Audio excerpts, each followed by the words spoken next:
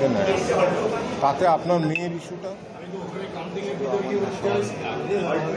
আমার মেয়ে আর এখন আমার মেয়ে একা নয়, সারা বিশ্ব তাকিয়ে আছে পানিহাটির দিকে।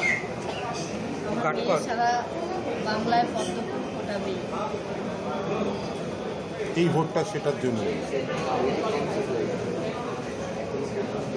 বললাম ন্যায়ের লড়াই, আর এইটা যে লড়াই আমার এখানেই থেমে থাকবে না।